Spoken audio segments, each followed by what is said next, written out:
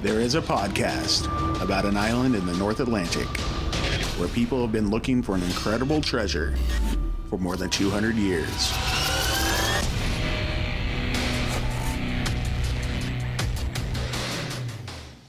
Hello and welcome back to Could It Be? An Oak Island podcast. We are your hosts, Deidre and Dustin White. Yo, how's it going? You know what? It is going fantiferific, if you will.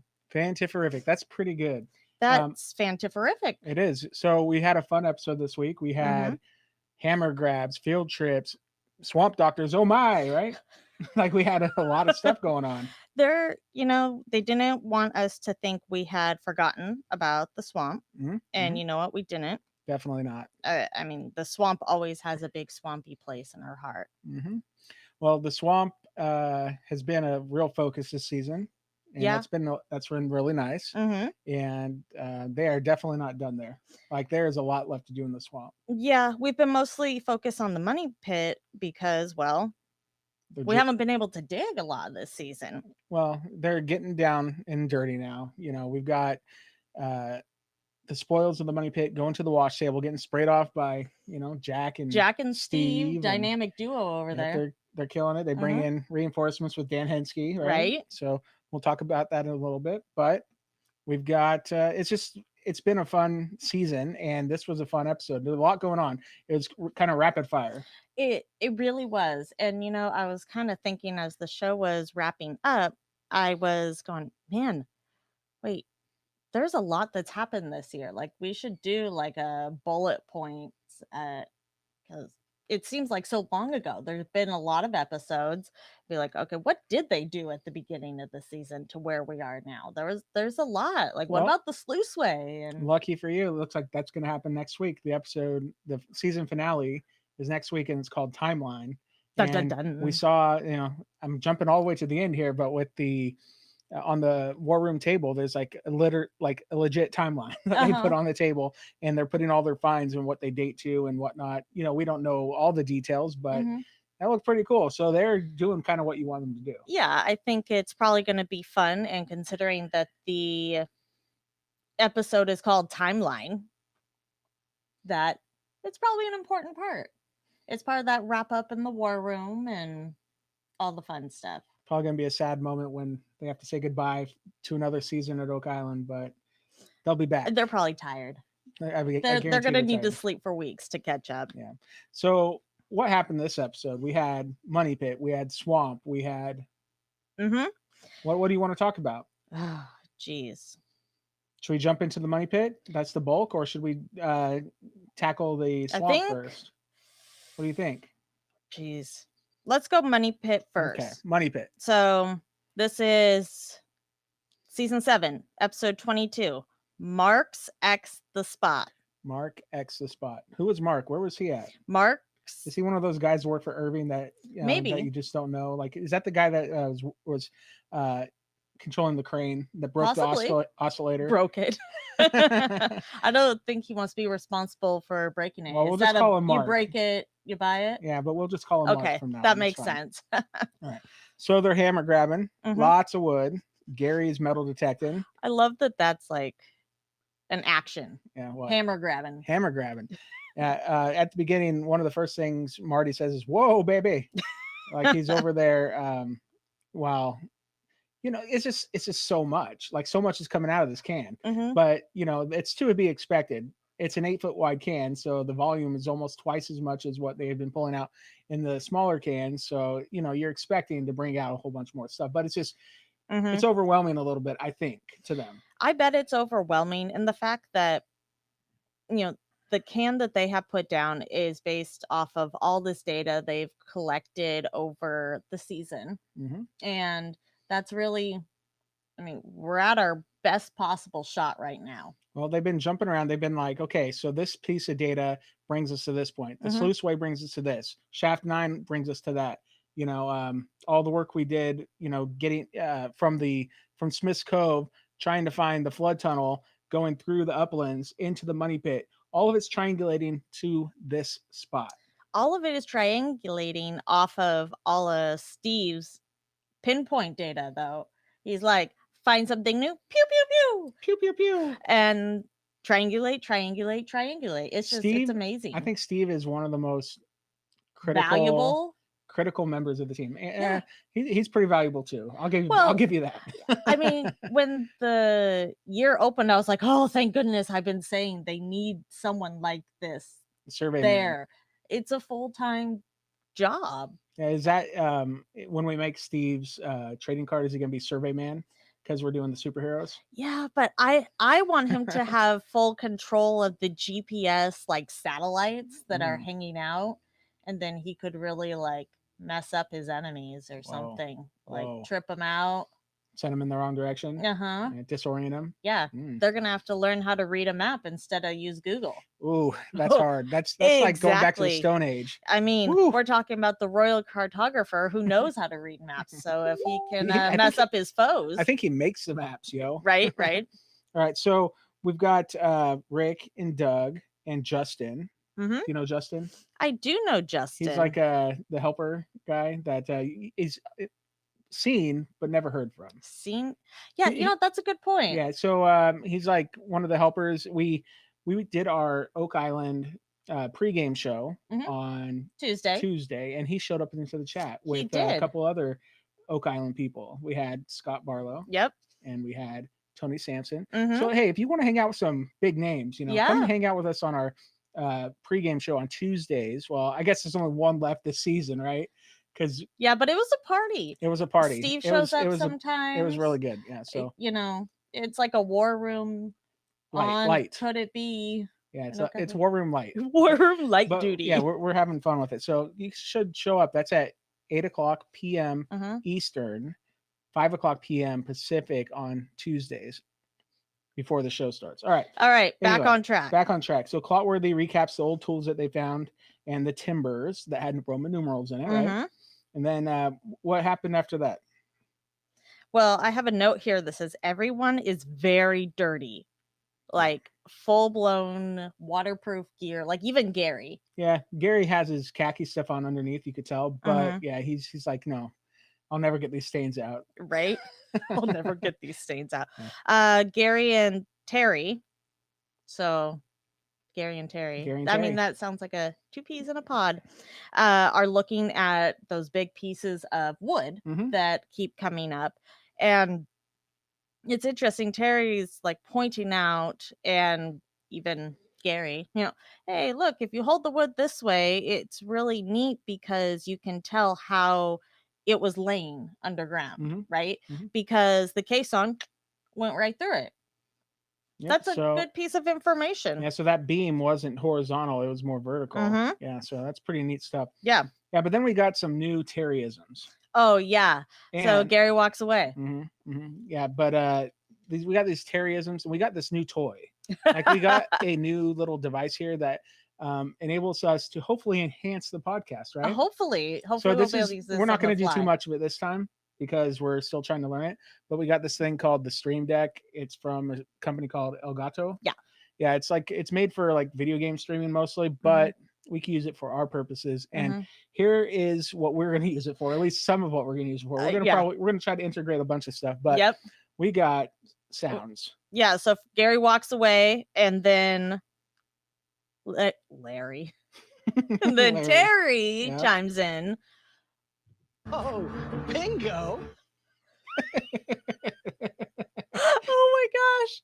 Oh, bingo. Yep, but he wasn't done there. Something. He wasn't done there. Yep, because he's looking at these new Roman numerals he just found. Right? Oh yeah, and this is what he has to say about that. It's a Markapalooza. They're everywhere. They're everywhere. Oh, the clip that keeps on giving. We couldn't stop laughing. We cannot stop laughing. That was so good. So Gary walks away. It's a Markapalooza. What does that mean? That means there are Roman numerals all over things. Everywhere. They're everywhere. They're everywhere. They're everywhere. Oh. It's a Markapalooza. They're everywhere. They're everywhere. Man, we can't get enough of that. I want to hang out with Terry for a day. Yeah. That guy, I bet you he's hilarious. I guarantee it. Oh yeah. I guarantee it. Oh yeah. All right. So then which was awesome. Okay. Yeah, so on a serious note, Roman numerals. Whoa. Whoa. Whoa. Yeah, he washes it off really good. He's Mhm. got his brush out there. He's Yep, scrubbing buffing it. them up. And then he has Marty come and take a look at it. And it says that they're not associated with the head end or chapel shafts. Mm-hmm. You know, the wood is much older than that. Mm-hmm. So what does it mean? It's just wow. Yeah. Terry. Well, Terry and Marty, they're looking at him and they're like, you know, I bet you these fit together, like Roman numeral to Roman numeral, you know, they face into each other. And, you know, that's the way you put them together so that you build your structure. And Deidre's thinking like, what? The first thing I said was Lincoln log theory confirmed. Okay. They're marked. It's like getting a piece of IKEA furniture. You put 3 and 3 together, 2 and 2 together. These are the original IKEA furniture builders. Lincoln logs. Lincoln logs. Well, I guess Lincoln logs don't usually come with like. Yeah, but they fit together like that. But they fit together like Lincoln logs, have instructions like IKEA. Yep, there you go. It's mind-blowing. It was pretty cool. There's no way you come to this island to do something of this scale and don't already have it planned and engineered out. There's no way. It would take twice as long. They knew what they were doing. Caught. They were ready. Right? They're ready. Yeah, you know, when I think about them, when they the people that deposited it, if we date them back to like the 1769 dates, that the U-shaped structure, you know, that's only 5 years or so before the discovery of the money pit. Yeah. Okay, so if these guys came in with a plan, they came in with the wood ready to go, like already cut, already Roman numeraled. They knew what they were going to do, right? Mm-hmm. And so they dig down and they get to the whatever target they're trying to go for. They, you know, they could do that in probably a few months, depending on like the workforce they had. You know, if it was just 2 guys in a bucket, probably not a month or 2. But if they had like, you know, dozens or hundreds of guys, you know, it could have been done in weeks. Yeah. You know, dug all the way down, dig the flood tunnels, set everything up. Those guys did not have to find anything. No. All they had to do was bury it and get out of there. So if it was done even in a year, all that was done in a year. So 25 years goes by, the ground settled. You know, there's that depression in the ground when the boys find it. You know, it's plausible to me. I think if also it was people coming from multiple places, part of the work could have been done by these people over here, or if someone had been to the island first, they could have marked the trees that they're going to use. Come in, you do it real quick. Because I'm thinking, are we really going to haul timbers from overseas when weight's important? Maybe, maybe not. But like we're saying, this is a feat of engineering, right? Yeah. There's no way they're not coming in without exactly how to do it. Like you said, even if it's done in a year, in and out. Yeah. And like if it was done in a year, and let's say they're out of there by 1770, that's plenty of time for everything to grow back over, and the land to return to a state where it looks like nobody was there, except for, you know, if you notice a depression some years later or whatever. Yeah. You know, so like what I'm trying to say is like, it's not that far-fetched, even though it feels far-fetched because it's like this legendary treasure thing, but I could see how it could happen. I thought it was really far-fetched when I first got into this, but then when you start seeing things like these logs come out of the ground, you're like, okay, something was happening. Something. It's not, we can't really deny something was going on now. There's just no way. Well, look at the swamp. Look at this paved stone area.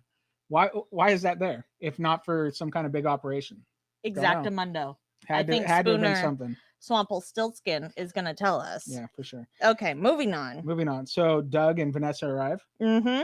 And Vanessa calls him her bodyguard. If you are on Instagram, there's a wonderful account called Oak Island Memes. And he did a wonderful picture of Doug carrying Vanessa in the movie The Bodyguard. Like on a poster. Yeah, like a movie poster. Like he's Kevin Costner and she's Whitney Houston. Yeah. Right? Yeah. It says Oak Island Bodyguard starring Doug Crowell. And wow, it's funny. It's pretty good. Anyway, sorry. It is real good. So Doug says that no one has ever in the money pit area, Mhm. excavated to below 113 to 114 feet, and so they got to be close at this point Mhm. because they're right there. I think Mhm. they're at 108 feet, right? Yeah, they were just Yeah. yeah, they were just yeah, doing their thing. hmm So yeah, so we got the let's see here. What's the next thing on my note? We got Rick says Well, that they're the going money through pit this. puzzle Mhm. is a 1,000-piece puzzle and it's all coming together. Yep. And And Gary finds something. he does. Yeah. What does he find? He finds A giant hook. yeah.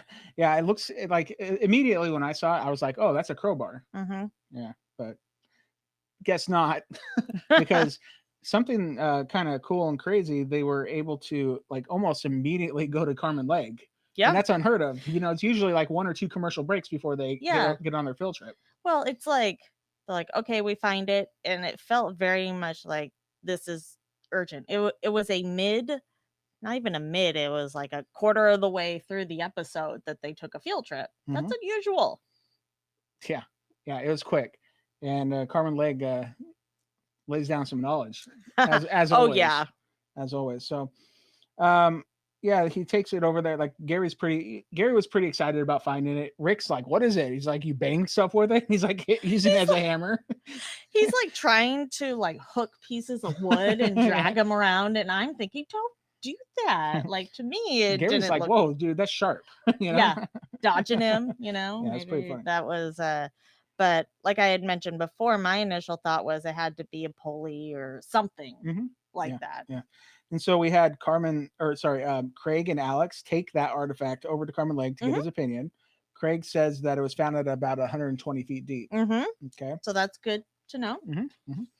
Well, that's deeper than what Doug had said had been, stuff had been pulled out of the money pit. Mhm. So, but also that's kind of strange because they're pulling out pieces of the head and shaft or the shield. Mhm. And if the shield, that was put in 1931, he says. So, I mean, But if there's been disturbance, but it's wide too. It's 8 feet. yeah, So and something falls mhm. like below and things are shifting, I mean, nothing's original Yeah, really there. And we know pretty that unstable. that based off the fact that it was called, the chapel vault, and Mhm. then it if they were digging alongside it, they're pretty darn close. Mhm. It's very possible for things to shift and that to happen. Oh yeah, for sure. All right, so Carmen says that the artifact is 3/4 of an inch, Mhm. like thick, Yep. and he noted that it had this little wear mark, like at the hook. So Very something, worn there. yeah, so something had been hanging on it for a long, long time because they noted how heavy it was, Mhm. but that doesn't mean that it's not softer metal. I mean, I don't know. I don't think they said it was iron. Did you- I thought he said it was iron. Okay, so He yeah, said it so was metal. Obviously, you could see the striations in it, yeah, and the wear was really on just the one side of the mhm, hook. So to him, that said something would be there consistently, like you're constantly putting your lantern there, or a pulley or rope. To me, it makes sense to have that, like it would be a rope guide or something, yeah. because I could. That's what I imagined it was. kind of rubbing against Yeah. it there. Yeah, because like if you have a rope there and it's in that groove, it's going to stay in that groove and that's going to help it secure it Mhm. basically so that it doesn't, Yeah, and it's waffle gonna around. wear Yeah. right Yeah. into that. Even if you didn't put the groove there, it's gonna wear into that if you're Mhm. pulling anything heavy. Especially heavy. Yeah. Yeah, Especially significant weight. I thought it was interesting. Craig and Alex seemed pretty surprised by that. Mhm. The idea that it would be into a wall or a ceiling of clay or rocks Mhm. instead of wood. Mhm. So very much not like what they were expecting. Yeah, it's kind of a big old gnarly hook thing, isn't it? Mhm. And it was like wavy in the middle like it's been Mhm. something's happened to it. It got like warped or something, but you thought it might not have been warped. What if my thought was if it was originally built that way and you've got it coming either out of the ceiling or even out of the wall horizontally, you have something that's going through the hook, but you could also let's say it is a piece of rope and there's a pulley at the end. You've also got to have a rope coming back the other way. Well, if it's bent like that, it can act as a guide for your returning rope. Mhm. So granted, I have to remember that it was pulled up with a hammer grab. So it might be bent, but it felt really uniform the way it was bent to me. Like it was a rope going one way and then looping back to pull things, whatever the material is, or treasure. I don't know. But that makes sense to me. It didn't seem like a booby trap item. It seemed more like a very utilitarian item, if you will. So, not an old crowbar, confirmed. Yeah, I mean, very likely not like a crowbar, but I don't know. I just always enjoy when they go to Carmen Leg and get his 2 cents about whatever. You know, he's a wealth of knowledge. he just knows all about the metal. Craig. He's a metalhead. He's a metalhead. Craig asks him anything that would indicate a date to you, Mm-hmm. and he says, like 1700 seems right. Of course, that's without testing the metal or anything. And Craig mentions something about testing it, but it doesn't mean that would happen. Yeah, they also say something about, or they bring out the other artifact that they found last week, the pickaxe looking deal, and Carmen quickly says, "Yeah, that's a rock hammer." Like he knew exactly what it was, and they called it a pick, and he's a typical rock hammer. Yeah, corrects them. he literally was like, "Oh yeah, I've seen a million." Like it felt like he's like, "Yeah, I've seen a million of those," or I know everything about that. Like he instantly knew, right? And so he says that it was something that was definitely not used out in the open. Yeah. It would have been used underground or in a tunnel or shaft or a cave, and says that it could date back to the Middle Ages. Yeah, I get it. That's pretty sweet. It was made to have a lot of power on a short stroke because, it only had one pick. The other side was blunt. And, it's probably, a good, like, you maybe even just bring it back to your chest and then, lunge it forward to pick piece by piece. There's a reason that it's a short handle, right? It would, like he said, it's not made to swing in the open. Yeah. This is the max amount of damage or force for that small, tight area. I'm not going to be swinging something with a long handle or even with a sharp end in an area like that. And I'm probably not going to pull it back to my chest because I might hurt myself. The other part had a blunt end. Yeah, it had a blunt end. Not, you're not going to like stab yourself in the heart. No, right? But you might like punch yourself in the heart. I don't know. Yeah. So they go back to the money pit. Yep. I mean, that's kind of the end of the field trip. Yep. But we go from the money pit because they're looking at the spoils to Jack and Steve manning the wash table, right? Yes. And what does Steve find right away? First off, I just wanted to mention that Robert Clotworthy, our wonderful narrator, points out that it is a custom-built wash table. And I was like, ooh, this feels like the Cadillac. Wow. Like, yeah. I didn't realize we needed to emphasize that. Custom, yo. Custom. What did Steve find? Well, he found a rock. Yeah, he found a rock. That was really funny. He's like, hey, I found something. And then Jack's like, oh, what'd you find? And he's like, a rock. Oh, he's like, oh, it's a rock. It was pretty funny, Steve. He got excited. He was excited. It was very sweet. He's just like, oh, yay, a rock. Well, the whole table's full of rocks, So was it a special rock? I don't get it. It's Steve's rock. Steve's rock. That's right. All right. So Jack found something like that was an actual thing. Yes. Then it's Jack's turn to get something off the table. You find a little tiny piece of an old rope. Yeah. What if it's a rope that fits in that little pulley? What if it, made that groove? Could it be?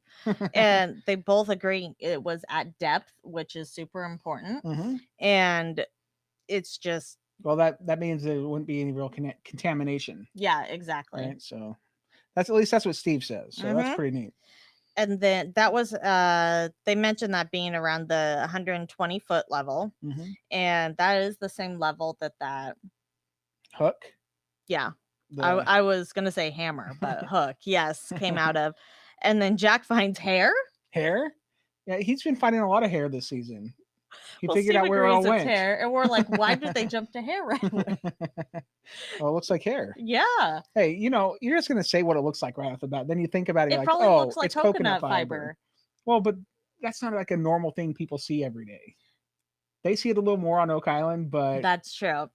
I think when was the last time you seen coconut fiber out in the wild? Never. That's right. at the grocery store. Yeah, packing the But coconuts. Okay. right, packing the coconuts. Okay. But yes, it initially looks like hair or something out of, a drain, and it's like, ew. But they both get very excited about it because when you have coconut fiber, we're definitely on the right track. Jack has a whole segment about his excitement about it. They agree it needs to be bagged, and it needs its own bag. It is special enough, important enough to get its own bag. Obviously, it's getting tested. Of course. Mm-hmm. And so Clotworthy kind of went into a whole spiel about coconut fiber history on Oak Island. Correctamundo. Right? And then, like you said, they tagged the bag. Mm-hmm. They bagged the tag. Something like that. Bag it and tag it. And then we have a special guest show We up. do. Who shows up? How's it going, Hensky? Yeah. Dan. Dan Hensky is hanging out at the wash table with our buddies Steve and Jack. Right? Yeah. Mentions it's just too good not to come over here because Too good to resist. yeah, too good to resist. He needs to get his hands on those spoils. How's it going, Hensky? How's it going, Hensky? So Hensky shows up and Steve instantly knows to give him his tool. Yeah. I was like, he's whoa. He's like, Steve, give me my stick. And it seems like a scepter that is passed over. Yeah. And I think it's a stick. Yeah, if anybody With has two hooks? some intel what this magical tool that Dan Hensky uses is, please let us know. Like I guess it's kind of like it would be like a big comb, right? So we're kind of picking through. I don't know. Apparently, it does the job really well does the because job. they hung on to it. Mhm. Yeah, pretty good. So Steve finds something, and Jack says, "That's a no idea." Yeah. So what is this? And it looks like another rock, but it's I got think some. Steve's really good at finding those rocks. Steve likes rocks, and maybe him and Terry go way back. Hey, rock and roll, man. And Jack mentions that it looks like it's got some concrete on the side. And then Clotworthy ties that into the chapel vault right away. Naturally. Because back in, what was it, the early 1900s or was it the late 1800s, chapel had drilled down and they thought they punctured a chamber that had some kind of the chapel vault. Yeah, it had concrete. Yeah, a concrete lining on it. Mm-hmm. So I don't know. Yeah, they both label it. I have no idea. Mm-hmm. But I'm sure it's bagged and tagged and ready to go, just like that hair. Let's see here, and then we flash back over to the money pit. They're at about 160 feet in depth. Yep, Vanessa says that one. Mm-hmm. And then Gary's metal detecting, of course. Mm-hmm. He found a timber with a nail in it. Why didn't we get any details about these nails? I don't know. They must have been modern. I doubt it. Well, why would they not show us then? Well, they've picked up a lot of spikes and nails and stuff. They eventually are hitting something that was part of the head and shaft because that's true. They tap into the head and shield, right? Mm-hmm. And they pull it up. So they must have been realizing, oh, the head and shaft came into our path or whatever, Mm-hmm. Because when you dig straight down, it's never really straight down. No. It goes in, it fluctuates a little bit, left or right, north, south, east, west, whatever. Yep. And they must have just clipped part of it, and that's how they ended up with that shield as well. I remember there being mention of the shield going missing, if you will, like they expected to see it but didn't. So Doug mentions that it could have fallen down in a collapse or a shift or whatever. Don't know. So. All I know is when I saw Gary go to it, he's like, I'm gonna need a bigger metal detector because it's like this big old huge piece of metal, and I was expecting it to say quarantine on one side of it, right? Just like Lost. Yeah, it looks like the damaged hatch door from Lost. And when he said I need a bigger metal detector, my thought was he should be able to find that with a smaller one. Mm-hmm. Well, or his eyes. So I watched an episode without you, of the Rob Riggle global investigator. Yeah. And he was doing metal detecting in the water with like this huge, it looked like a bazooka, it was like a huge metal detector that was like big and long and yellow. And Anyways, it's able to like detect things from Oh, yeah, 1,500 I've feet seen away. those. Okay. Yeah, 1,500 feet away. And it's Hypersensitive. like, yeah, I mean, they can't put that down into the money pit because the caisson is metal. But I just wonder if something like that would help. If it's, I don't know. Maybe it's not as sensitive. You know, maybe it's just I think a they're longer range. I really don't know. sensitive, but they possibly go much deeper. Hmm. The question is, would something like that be beneficial in, say, the swamp, or going out there and scanning it when it's frozen over, like they did a number of years ago? Yeah, but they must have a reason for not using something like that, or else they would just use it because Gary knows all about it. So Oh, I have no doubt. Plus, there's only so many people, so many hours in a day. You have to focus your efforts in the hopefully the most productive direction. So, they all look to Doug to say, "What year's that?" And he's able to say, "Well, that's 1931." yep. And so Doug grabs it Mhm. with Mike Jardine from Irving Equipment, and they Yep. lift it and take it out. I'm sure they threw it into Billy's bucket, Mhm. right? And Clotworthy went into a little explanation about why the shield was there in the first place, Mhm. and like why they built it like that. But something then broke on the oscillator. Oh yeah, we get the buildup. Yeah, everyone's like looking around, like, "What's going on? What's going on?" Mhm. It's a lot. They're saying the pressure's climbing, and was oscillating at 2,500 pounds per square inch. Yeah, it's not that big of a deal. That's not that much pressure. I think it's like double what they I know. were expecting. Yeah. And at that point, Vanessa points out that the equipment, I think it was the crane, jumped like 6 inches. And to get a crane to jump, I don't know. I'm just saying that I couldn't get a crane to jump You unless haven't trained a crane? I have not done that. Yeah. So like a piece of one of the metal braces broke, Mm-hmm. and on off of what was holding the The oscillator to the crane. yeah, and so it broke. The people, it broke, and the people like it's like well, that sucks right now, but we got to fix it, and they fix it Yeah. and they get back to work, right? Well, yeah, Mike comes out, they figure out what it is. At least it's not a bigger issue. It's not like the earth underneath it collapsing away like we saw last year. And Vanessa comes and lets them know that, hey, our equipment really took a beating. It's, we lost a few teeth and broke one of the straps. We're gonna have to do some welding. Like, I picture the equipment like with a black eye and missing teeth. It took a real beating. It Glad did. that we have the bigger and heavier cans this year. That is nice, but they go ahead and um, they make those repairs. Mhm. It takes them about 3 hours, and then they work into the dusk. It's beginning to be nighttime on Oak Island. Yeah. Oak Island after dark. Well, the days are going, quicker, right? They are. So advancement is very slow. Mm-hmm. They're only bringing up water, really. That's all it looks like. Mm-hmm. They're at a depth of 181 feet. That's deep. Like, Yeah. are they really expecting stuff to be still down there beyond that? Well, Rick was feeling good about it. yeah. Well, what they were saying is, so Vanessa said that it's advancing at 4 inches an hour. Okay, that's very slow, first off, right? At least it sounds super slow to me. I'm not a professional by any means.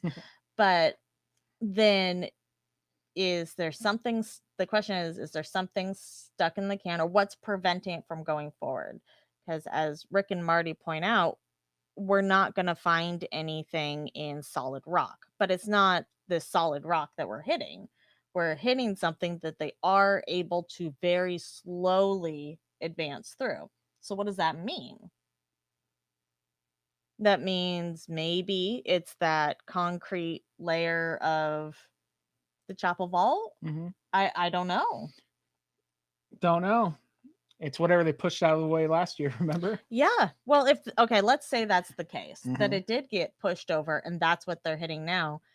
They're potentially either pushing it down or aside, or only being able to advance so slowly because of all the extra weight and what's put on it. Yeah. Right? Yeah. Well, don't know, but she has a game plan. Yeah, I like the unique idea. So she's gonna bring the caisson back up 5 feet. Yep.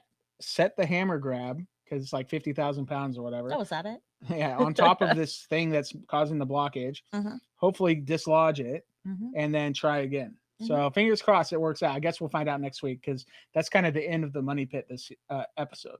Yeah. And I guess if you're gonna rest a hammer grab on it, it's a lot of weight. It's possible if it's the vault, it might do a little break it up a little bit, right? Mm-hmm. So Yeah. So money pit. I think I guess time will tell. Next week will tell One more week. what they find because it's coming to the end of another season on Oak Island. Yeah. Sorry. All right. So we go to lot 25 and they also go to the swamp. Which one do you want to talk about first? I don't know.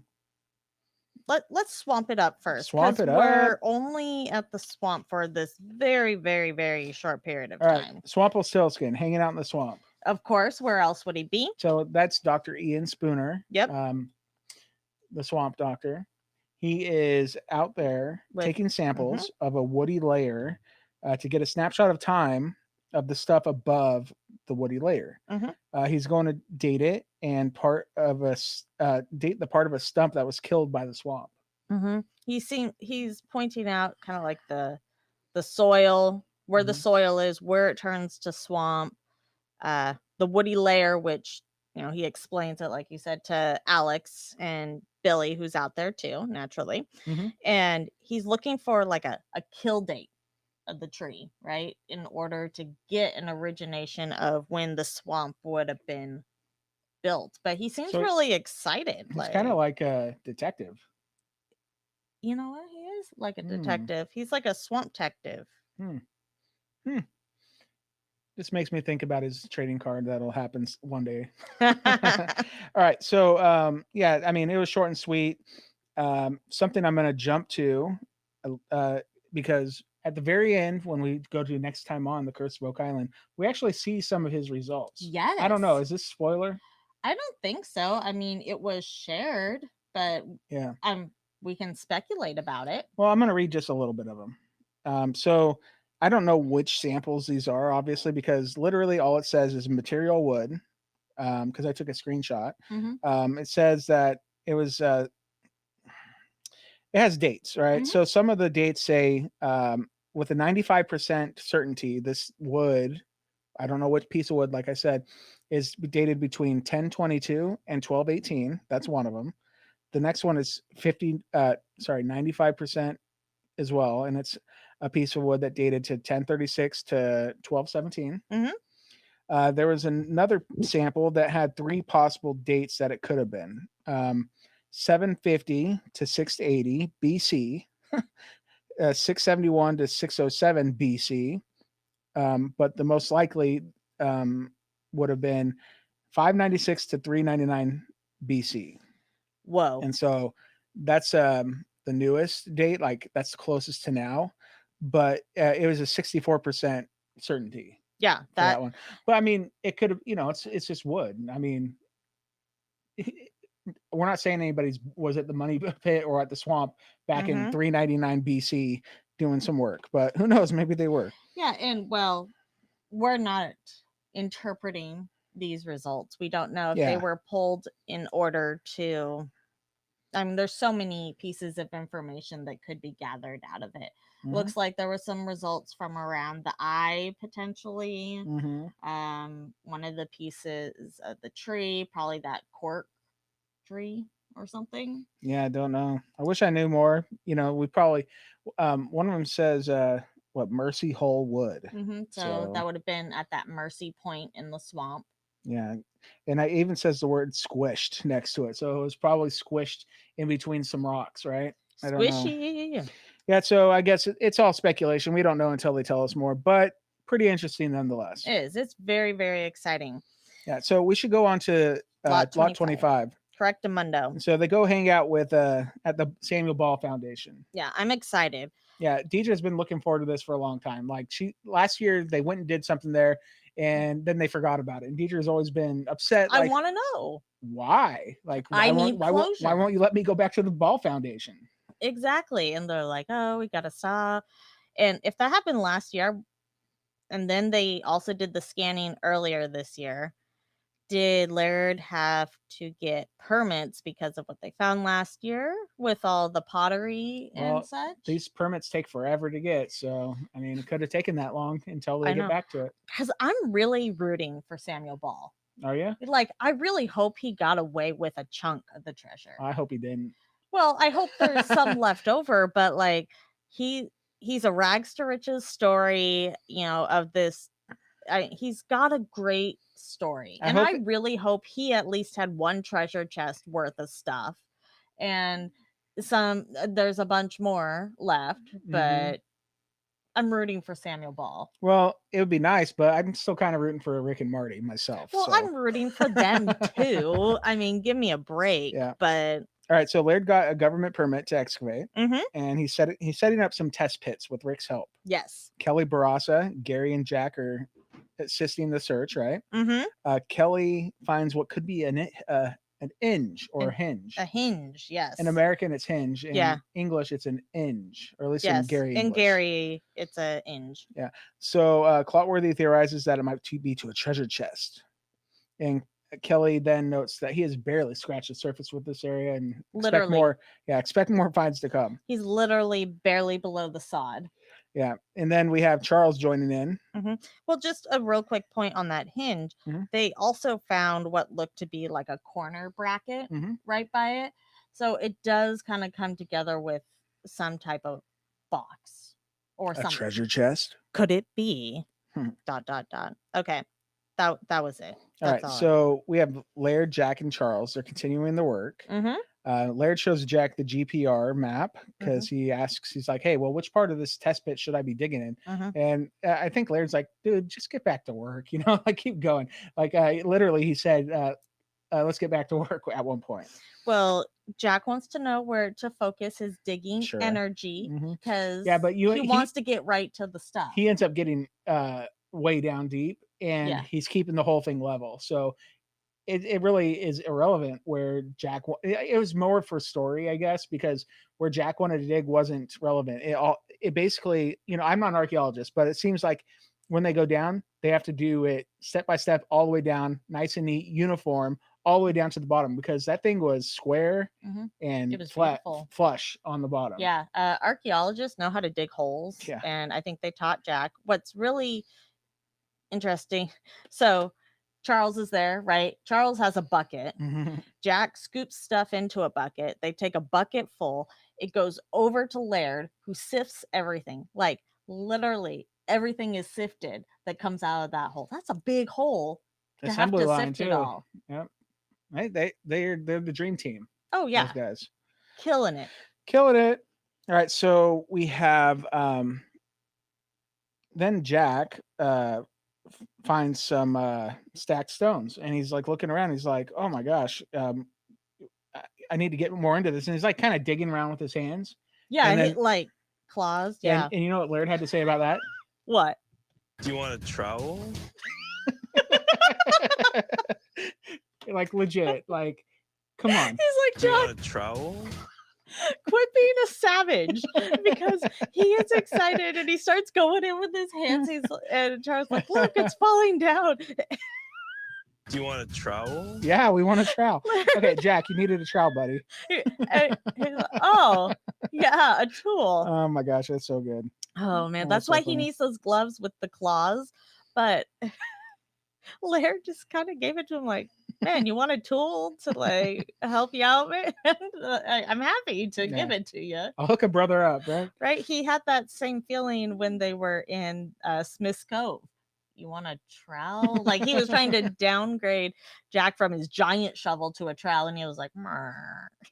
Yeah, well, it's a good thing that Laird's around because sometimes you just need to say, do you want a trowel?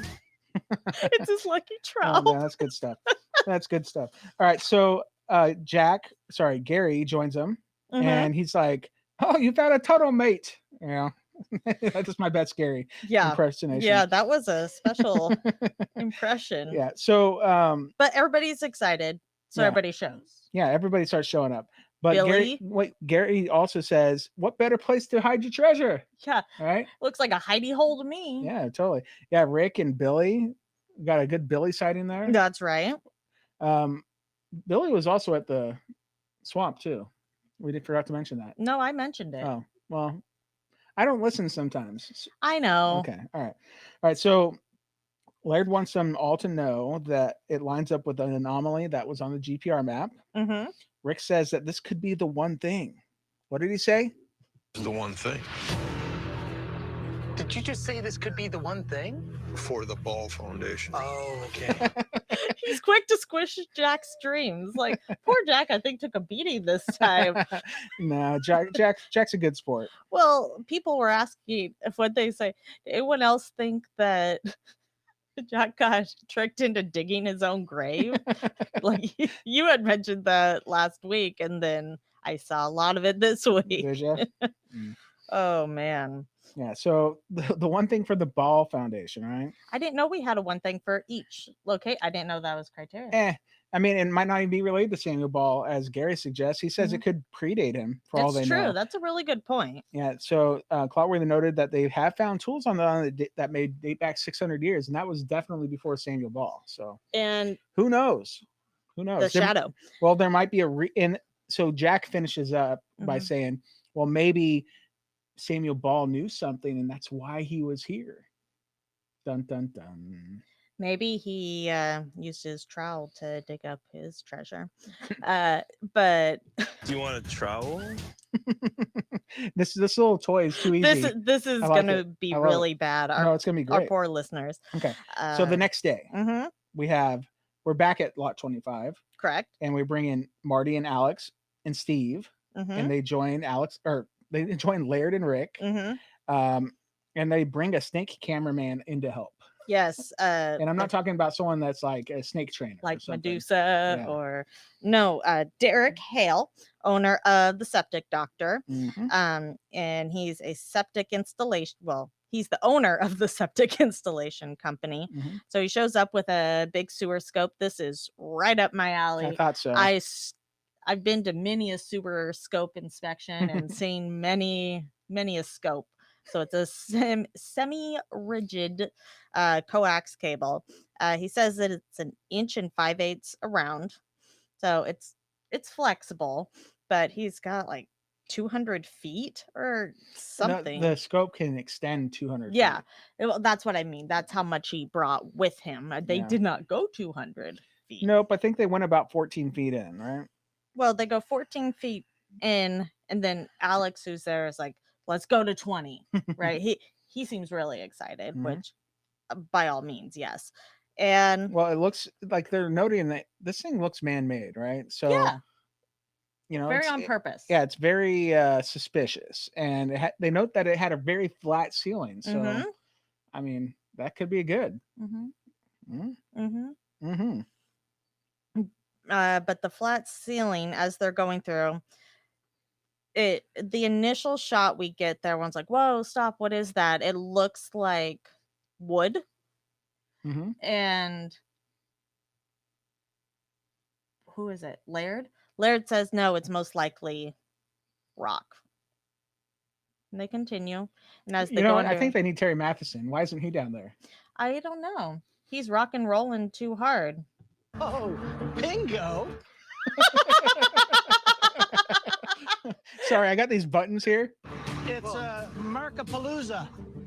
They're everywhere. They're everywhere. Well, if they're everywhere, where are you, Terry? You need to be everywhere, buddy. Hey, that's on wood. That's not even on rocks. I know, but he's like they're over here looking at these rocks, Uh-huh. and we need him to render an opinion. We do. Just We saying. need him to render opinion of the rocks, Mhm. but it looks like they're going underneath the floor of the Ball Foundation. At least Marty mentions that. Mhm. And when they get stuck, and Steve chimes in like, I need to guide that through. I'm going, where are you gonna go to guide that through? Like Derek's stuck in the hole in the corner. Mhm. Apparently there's another hole Well, where they can. I think Steve's tall. He probably has really long arms. He probably can stick his arm like Well, he was standing in the 3 hole feet in too. there and wiggle it around. Because he has long arms, he Yeah. gets nominated to get shoved into this Why tiny not? area. Yeah. Reach in there, buddy. Hopefully there's Go no for it. actual snakes in there. Hope not. Yikes. It's Canada. I'm sure there are snakes up there, but Well, I'd be more worried about like something else. I don't know. I was thinking about, so we have like a mini snake cam that we've used for other treasure hunting expeditions. Yep. And there's a couple attachments on the end. One of them is almost like a coat hook type of thing. Mhm. And it's a rigid piece that's got a little hook, and it allows you to move little things that are in your way, whether it be dirt or Mhm. rocks or whatever. Mhm. I was thinking to myself, I feel like they need one of those little tools at the end. It might be beneficial. Mm-hmm. Hmm. Yep. So they got this big rock block in their way. Ultimately, Derek says he's confident that he thinks that the tunnel does continue because if you look at the soil closely, all that stuff's disturbed. Yeah. Yeah. So that's like a telltale sign that someone's That it's been been- in there doing Mhm. something. And maybe the rock's there just to close it off. Yep. Marty says that it can't be a tunnel to nowhere. It has to be significant. And there's no doubt that it's man-made. Or was it a tunnel, a channel? What? Like Mhm. what was it? Yeah, he has them pull back a bit to see if it then goes left or right, Mhm. potentially. Mhm. And I would have been interested to take a look at the map of the different tunnels from the Mhm. hits of the GPR they were getting and kind of compare where it was. Because it looks like Laird had it overlaid on a grid off of the foundation. Mhm. So based off of how far in the snake cam was, they maybe could get a rough estimate if that was the end or not. But don't know. It was also dark. Very dark. Days are going quick. Yep, those guys are working late into the night again. You know what? They can't stop and they won't stop. Welcome to Oak Island, Eric. This is just the way it rolls. Yeah, well, classic Oak Island, right? Classic Oak Island. All right, so that's the end of the episode. Whoa. I'm going to say it like I said last year. The penultimate episode Oh, geez. of The Curse of Oak Island for season 7. Yes, it is the penultimate episode of the season Remember finale. when I taught you that word last year? Yes, Yeah. and I'm just gonna roll with. I forgot Okay. that word Yeah, until well, I right brought this it back. moment. It's cool. All right, so next week on The Curse of Oak Island, we have the season finale. Yep, let's dissect what sneak Looks like a peeks we lot of get. stuff is going down. Like, whoa. Whoa. So Money Pit, work. Yeah. Yeah. Marty's there. Yep. And he says there's definitely a void. The hammer grab is pulling up more spoils. They're hoping to find the chapel vault. Yep. Fingers crossed. Please find the chapel vault. Please. Please. Yep. All right, then what? Let's see here. Swamp. Swamp will still skin. Mm-hmm. So Dr. Ian Spooner says the dates are rather extraordinary. Mm-hmm. And based off of what we could see with that little screen capture there, the dates were rather extraordinary. Yeah, dating all the way back to like BC. Mm-hmm. And we So, get who a knows? flash like towards the end of this where the who is it? Rick, Marty, and Gary, I believe, are standing in the swamp, and you hear medieval baby. That's what Rick is looking at Gary like, okay, well, based off those dates, who knows? Who knows? Then we got Gary and Marty. They're looking through the spoils in the money pit and they find a coin. A coin? Could it be? Could it be? Maybe it's a button. No, it was a Yeah, it was definitely a coin. And we've seen some screenshots of this coin, Mm-hmm. and we know what kind of coin it is, right? Mm-hmm. It's a Canadian toonie, which is it's actually so Canada has these dollar coins called loonies. Uh-huh. This one's a $2 coin, so it's a toonie, right? And it's The Looney Tooties. yeah. So somebody either played a joke on them, Mm-hmm. or because this is a very modern coin, like Yeah. within the last 20 years. Yeah. Or so. And so I'd say the last 20 years per the timeline. yeah, right. So yeah, but a lot of people are getting hung up like that can't, because like people are sharing these images online and they're like, Naturally. they're trying to pull one over on us, why would they do that when it's like there's no such possibility of it being some kind of rarefied coin, from a long time ago. And then we see the war room. Yes. In the next time on. And there's a giant timeline that's covering the whole table, right? Mm-hmm.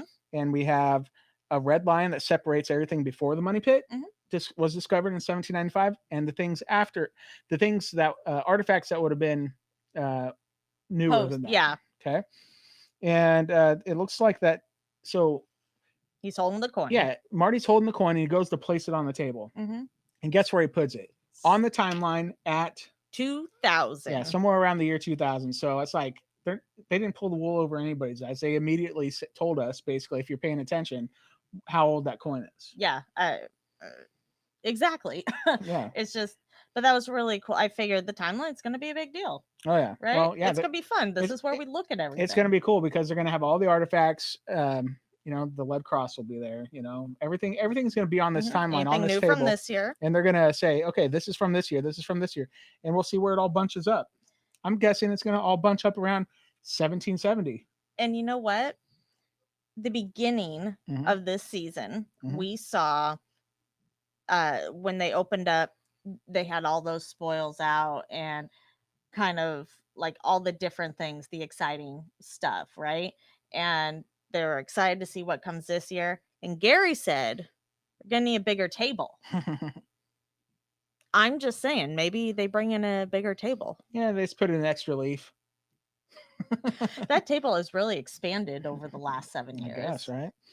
Yeah. So, Gary says that that might be the find of the year, and we don't even know what he's talking about. He could be being sarcastic with the toonie. He I could be. mean, Gary's known for a funny. Yeah, sure, for sure. Doug says that they may have a real whodunit on their hands, and I think they're just trying to pinpoint on the timeline, like who did it and Yeah. when. If that's your whodunit, Yeah. trying to figure out that mystery. He's a detective. Whodunit is a mystery. Yep, he is for sure. Detective Doug. I thought on the I thought case. Swamp Doctor was a detective. They're He all is too. detectives. They're all detectives. All right. So Gary says that you got an artifact where we've got an artifact you can hold in your hands. I don't even know what that was about, but I wrote it down. I don't know. It's something we're gonna see here soon, I'm sure. Maybe that was in addition to the medieval thing that you were talking about. Quite possibly. Yeah, because he says Marty says medieval to Gary. Gary says medieval baby, and then we Mhm. have a picture. Then it goes over to Rick giggling. I Because figured Rick it was the giggles wood this season. sample was medieval. Don't know. I guess we'll have to tune in next week to find out, right? Of course, we're not gonna miss the finale. Well, heck no. This whole week's a finale. Should we throw Yeah. that out there? Oh my gosh, so much happening this week on the Curse of Oak Island. I guess I should pull up the. There's shows leading up to the finale, kind of like they did this year with shows leading up to the premiere. And Mhm. so with shows leading up to the premiere, like the top 25 theories and moments and all that fun stuff, Mhm. we know Shatner's coming back to the island. Yep, on Saturday, the 25th. So So here that's in a couple days. We got William Shatner meets Oak Island. That's a replay of the episode that we've already seen with William Shatner. Okay. Then on Sunday there's a drilling down. There's a Curse of Oak Island top 10 finds. The top 10 finds. So we saw a top 25 finds. Maybe Mhm. they've updated it. I don't know. I think they said so far. Oh no, moments is so far. Mm-hmm. And then at 10 o'clock, there's the Curse of Oak Island, the top 10 moments you've never seen or you never saw. And we've seen the top 25 moments we never saw. Mhm. So I don't know if they've updated that or not. Maybe. And then there's a drilling down on Monday. Okay, that's all Sunday. Yeah, there's a drilling down at 8 o'clock. At 9 o'clock, there is a top 10 theories, and we've seen the top 25 theories. So don't know if it's changed or not. The top 10 moments is getting replayed. And then on Tuesday, okay, so Tuesday's a big one. Okay. Tuesday at 8 o'clock, we have the Curse of Oak Island drilling down the Shakespeare connection. Okay. And is that one with William Shatner? I he's with believe that. so, yes. Yeah. And so that's at 8 o'clock. And at 9 o'clock, we have the season finale of the Curse of Oak Island. And then at 10 o'clock, there's the Lost Gold of World War II season premiere. So what were you going to say? I was going to say, if they're going to show the Shakespeare connection right before the finale, then are we going to get some type of Shakespeare whodunit on the finale? They like to do stuff like that. I that's what I'm wondering. Is there another tie-in here? They find some more parchment. They find some more book bindings. Possibly. They find some more purple wood. Yeah. Remember? Who Yeah. knows? I don't know. mean, it's hard to say. There's a lot. I think it's going to be a jam-packed week. Yeah. So earlier on, I said, come to our pregame show at 5:00. Yeah, it's going to be at 4:00 Yep. Pacific, 7:00 Eastern, because it's going to be before the Shakespeare thing airs. Yep. Right. So a little bit different time. Pay attention to your clocks. Yeah. Well, we'll be here, and as many of you want to come and chillax with us, then Yeah. please do. It's a great time. Hey, before we move on to anything else, I just want to say, if you would like, we're inviting you to submit a review for us on Apple Podcasts. Yeah, Apple Podcast. Yeah, so please do if you like us, that is, give us a 5-star review. If you want to give us a 1, 2, 3, or 4-star review, send me an email or send me a message or something instead, and maybe we could talk about what you may not enjoy, and we can talk about and figure it out. Feedback. Yeah, we like the feedback, but if we get a review that's like 4 stars, 3 stars, because we have that's the same as a 1-star basically, because it's either all or nothing with those kind of rating systems. So if you give us a 5-star, if you enjoy us, please do. We would really appreciate it, because we haven't asked for a while. So just throwing it out there. It's been a long time. Yeah, just throwing it out there. So thank you. Thank you. I have one more thing before What? we get into Clotworthies and stuff. What? Well, there's a tragedy in Nova Scotia last week. Heartbreaking. And it sucks. It's terrible, terrifying. We just want to say to the people of Nova Scotia, we're sorry that happened to you. You're in our thoughts. Out to you. Yeah. You're in our hearts. You're in our thoughts. I'm sorry for what happened to you guys. Yeah, it's already really rough right now with everybody on lockdown and quarantine and stay-at-home orders, and it just, for something like this, it's just that very, very unfortunate, very selfish of the person, and very sad. So it is. We just want to express our condolences, because I know the whole entire province is hurting. Yeah. And the whole nation of Canada is hurting. So So we're thinking of you guys. For sure. All right. So on a lighter note, maybe we can get into some Clotworthies, or do you have something else before we get Nope, let's go ahead and do that. So every week we do our Clotworthy moments, and Robert Clotworthy is our favorite narrator, which gives us the excitement and the recaps throughout the episode. He's the could it be guy, right? You should know that by now if you've listened to us for any amount of time. Yep. And so last week we had 2 up, and we had you vote on them. You want to hear the winner? Let's see who won last week. A mysterious species of oak tree brought to Oak Island? Whoa. A mysterious species of oak tree brought to Oak Island. A canopy oak? Could it be a cork oak? An oak? An oakity oak Okerson? Don't know. Don't know. But thank you everybody for voting. Yeah, thanks for voting. So 2 more. Oh, we have 2 contenders for you to choose from for this week's Clotworthy moment of the week. Correct. Let's do it then. Okay, here's the first one. An anchor for a lantern or pulley found some 120 feet deep in the location the team believes to be the original money pit? That's a mouthful. I love it, though. He has a good set of lungs, because that was done without any stopping. I could not do that. Come on, he's a professional. He is a professional. That was a good one. That was really good. Let's see what it's up against, though. Okay, let's hear it. A hinge? Possibly from a chest? Could it be evidence of something of value that Samuel Ball hid beneath his property for safekeeping? Oh, no. I don't know. It had a good could it be in there, though. It did. So it's got that going for it already. It does. I like both of them. They're great. I think we had a lot of really great ones in this episode. I think those are 2 top contenders. So how did they vote? All right. So go to facebook.com/OakIslandPodcast. Yep. And you can vote there. There's going to be one of our posts that has pictures on it. One of them is going to be of that hook. Yep. One of them is going to be of that hinge. And you would pick on the one that you think is the most fun, like whatever you like. Yeah, whatever one you like. There's a winner and a loser, but there's no real winners or losers. You just pick whatever one you like, and it's all fun. Here. Yeah, it's all fun. So you go there, or you could go to Twitter, and you find us there at Oak Island Pod. Correct. And you go ahead, and there's a Twitter poll, and you just click the one you like. Yep. Easy peasy. Lemon squeezy. Okay, so that part is all done. Yep. Is there anything else going on? I don't think so. We Well- just tell them how to get a hold of us. Well, we do need to touch on. So we're recording this on Thursday. Correct. On Friday, we have Oak Island Trivia Game Night. Yeah. People have been winning prizes like crazy. Do you want to They be have. one of them? You can be. a Yes, top you could 10 be. winner. Yep. You just have to be a top 10 winner in our Oak Island Trivia. And guess what? Boom. You get real prizes mailed to your mailbox, like Mhm. physical stuff. Like they come from us and then they go to you. We send a lot of mail out every week. A lot. And it's fun and it's totally worth it. And everybody has a great time participating. Mhm.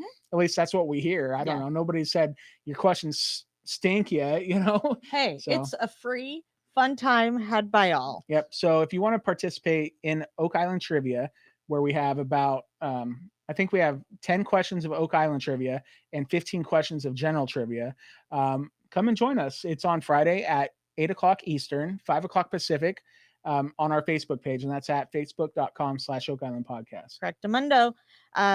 So you know how to get a hold of us on Facebook. You know how to find us on Twitter. We're also on Instagram at Oak Island Podcast. Mhm. We also have email if you want to email us directly, Yep. That's OakIslandPodcast@gmail.com. You go Correct. to our website. which is OakIslandPodcast.com. Yep. And you can go there to purchase our Oak Island trading card sets. Correct. Also, if you want, you can be a patron and go to patreon.com/Oak Island Podcast. And that's a way for you to monetarily support us. Yes. You know, out of the goodness of your heart. And we send you those trading cards every single month and you won't miss them if you're subscribed that way. So Yep. easy peasy Lemon squeezy. again. So every time that the 6 new cards come out each month, They just They get go in mailed the right mail? to you. you get happy things in the mail. No bills. Nope. You just get smiles Smiles. because they have fun little stories on them. That's right. All right. And we have a phone number. Yeah. What's the phone number? Our phone number is 360-836-4549. Leave a message there. We'd love to hear from you. Yep. So pretty soon we're going to be in the off season Correct. and we're going to record some off season stuff. Oh, yeah. And we're hoping to get interviews with some of the cast. Oh, yes. But we're also have some other things planned, right? Mm-hmm. All right. So we've teased this for a long time. We actually teased it a lot last year, but we Mhm. never got to it because, well, we did get to it and it wasn't good. It was bad news. So we sorted, or we're going to do a resorting of Oak Island characters. No, you don't like calling them characters. No, cast members. Cast members. They're sure. they're not make-believe people. You They're don't- you going don't have into to be make-believe to be make-believe a character. houses. Hey, am I a character?